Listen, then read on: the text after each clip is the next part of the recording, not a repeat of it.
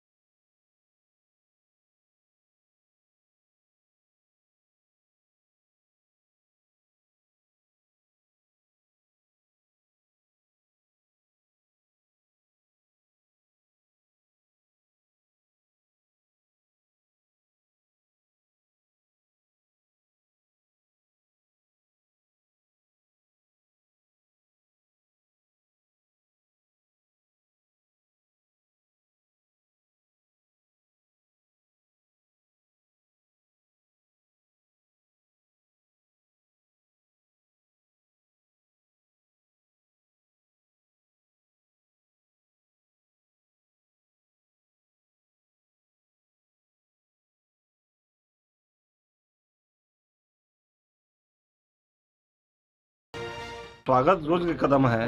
किस तरह से महिलाओं का सम्मान बिहार में मिलना शुरू हुआ, माननीय नीतीश कुमार जी के नेतृत्व में महिलाओं का सम्मान बिहार में मिलना शुरू हुआ, उससे जाकर के पूरा देश उसको अडॉप्ट कर रहा है। महिला आरक्षण ही नहीं, नीतीश सरकार ने बिहार युवा आयोग के गठन को भी मंजूरी दी। बिहार सरकार के मुताबिक युवा आयोग युवाओं की स्थिति में सुधार को लेकर सरकार को सलाह देने का काम करेगा और युवाओं को बेहतर शिक्षा और रोजगार देने के लिए सरकारी विभागों के साथ कोऑर्डिनेट करेगा। चुनाव से पहले बिहार में नीतीश कुमार के इन दोनों फैसलों को बड़ा दाव माना जा रहा है। महिलाओं और युवाओं को अपने साथ जोड़ने की कोशिश। केंद्रीय मंत्री चिराग पासवान और नित्यानंद राय ने इन फैसलों की तारीफ की। महिलाओं को उन्होंने सशक्त करने के लिए जो एक महत्वपूर्ण फैसला लिया है, 35% का उनको आरक्षण देकर डोमिसाइल नीति के तहत, मुझे लगता है ये भी एक अत्यंत महत्वपूर्ण और सही समय पर लिया गया ये फैसला है। नीतीश कुमार जी के नेतृत्व वाली एनडीए सरकार के कैबिनेट ने युवा आयोग के गठन और सरकारी नौकरियों में महिलाओं के लिए 35% का आरक्षण का निर्णय लेकर बिहार के हित में बड़ा फैसला लिया गया है।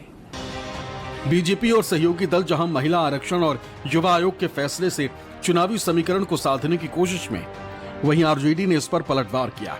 आरजेडी के प्रवक्ता शक्ति यादव ने कहा कि नेता प्रतिपक्ष तेजस्वी यादव जो लकीर खींचते हैं, सरकार को नाक रगड़कर उसे करना पड़ता है। तेजस्वी यादव ने इसी साल मार्च में बिहार युवा आयोग के गठन का वादा किया था। तेजस्वी यादव ने पटना में एक युवा चौपाल लगाई थी, जिसमें उन्होंने कहा था कि वो बिहार में उनकी सरकार आने के 1 महीने के भीतर युवा आयोग का गठन करेंगे। साथ ही उन्होंने ये भी कहा था कि बिहार की नौकरियों में 100% डोमिसाइल नीति लागू की जाएगी।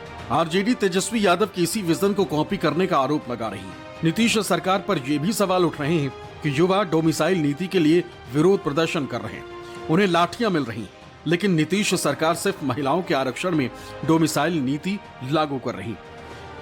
2015 में महिलाओं को 30% सरकारी नौकरियों में आरक्षण पहले से है। ये नीतीश कुमार पहले ही क्या घोषणा फिर से दोबारा घोषणा करके बेवकूफ बना रहा है। बिहार में नवंबर में विधानसभा चुनाव होने वाले और चुनाव से पहले जिस तरह एनडीए ने महिला और युवा वोटर्स को लुभाने के लिए दांव खेला है, उससे नया सियासी घमासान शुरू हो सकता है। Bureau report, news 24। वैसे कहा जाता है कि हर सफल आदमी के पीछे एक महिला खड़ी होती है और ऐसे में ठीक बिहार में यही होता नजर आता है। बिहार में नीतीश कुमार के पीछे एक पूरी सेना खड़ी दिखाई देती है, यह है महिला सेना। 2020 विधानसभा चुनाव के दूसरे और तीसरे चरण में एनडीए ने बहुत अच्छा प्रदर्शन किया था। इसका कारण महिलाओं को माना गया था और इसका आधार है मत प्रतिशत, जो महिलाओं का दूसरे और तीसरे चरण में बढ़ा हुआ नजर आता है। देखिए क्या इंपैक्ट पड़ा था। पहले चरण में देखिए 54.4% महिला वोटर्स थी और पुरुष 56.8%, पुरुषों की तादाद ज्यादा थी।